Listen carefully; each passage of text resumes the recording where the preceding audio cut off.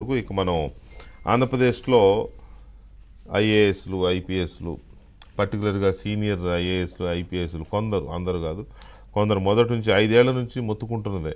ఈ కొందరు ఎందుకు ఇలాగా సాష్టాంగ నమస్కారాలు చేయడం, వాళ్ళ ఇంటిగ్రిటీని తాకట్టు పెట్టి జగన్మోహన్ రెడ్డికి జీ హుజూర్ అంటూ వాళ్ళ కెరీర్ని ఫణంగా పెడుతున్నారు, దానివల్ల ఒరిగేది ఏంటి అని చాలాసార్లు మాట్లాడుకున్నాం.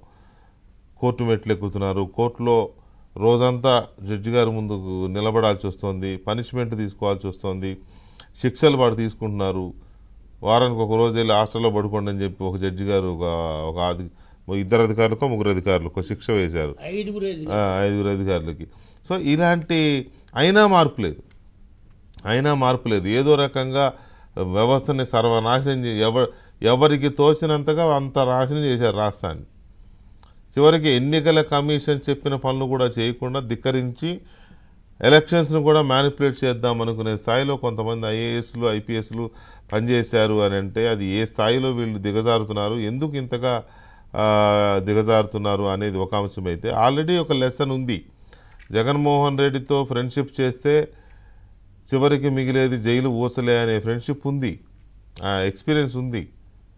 గతంలో కొంతమంది అధికారులు జైలుకి వెళ్ళిన వాళ్ళు రిటైర్ అయిన వాళ్ళు ఉన్నారు, కొంతమంది ఇంకా ఉన్నారు, ఆయన దగ్గర ఉన్నారు.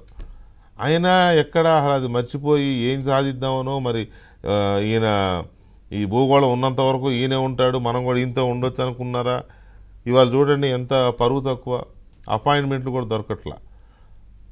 అంటే ఆ స్థాయిలో మీరు తప్పులు చేశారు కాబట్టే, ఆ స్థాయిలో మీరు రాజ్యాంగాన్ని, చట్టాలని, సర్వీస్ రూల్స్ని ఉల్లంఘించారు కాబట్టే ఇవాళ మీకు ఆ పరిస్థితి వచ్చింది.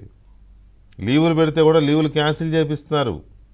కొంతమందినేమో లీవ్ మీద వెళ్ళిపోమంటున్నారు, అసలు మీరు ఇక్కడ చూడడానికి ఇష్టం లేక. కొంతమంది ఏమో పారిపోదాం అనుకున్నారు, ఈ పదం నేను వాడుతున్నా, పారిపోదామని అనుకున్నారు. వాళ్ళు పారిపోదాం అనుకుని లీవులు పెడితే లీవులు క్యాన్సిల్ చేయించారు, క్యాన్సిల్ చేయించి ఉంచారు. ఎందుకు? రేపు పొద్దున ఎంక్వైరీలు ఉంటాయి వీళ్ళందరి మీద.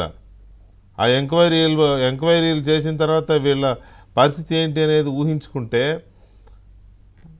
బాధేం అనిపించట్లేదు, ఎందుకంటే they deserve for everything. But ఆ పొజిషన్ ఉందే, ఐఏఎస్ ఐపీఎస్ ఐఎఫ్ఎస్ అనే ఆ హోదా, అది రాజ్యాంగపరమైన హోదా. దాన్ని చాలా గుండెలకు హత్తుకునే యూనిఫామ్ కానీ లేకపోతే ఆ హోదా కానీ దాన్ని ఇంత దారుణంగా దిగజార్చారే అనే ఒక బాధ.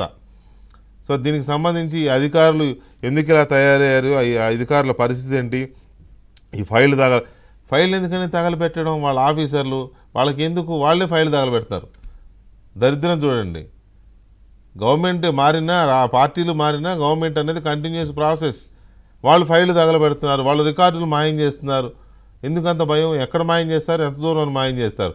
అసలు మీరు మాయం చేయడానికంటే ముందే మీ షాడోలు ఉన్నారు అక్కడ, మీరంటే గెట్టిన వాళ్ళు ఆల్రెడీ వాళ్ళు బ్యాకప్లు తీసి పెట్టుంటారు. మీకు అది అర్థం కావట్లా. మీరు ఇప్పుడు తగలబెట్టినా మాయం చేసినా అది ఇంకొక నేరం మీ మీదే పడుతుంది. ఎందుకు ఇవన్నీ చేశారు అనేది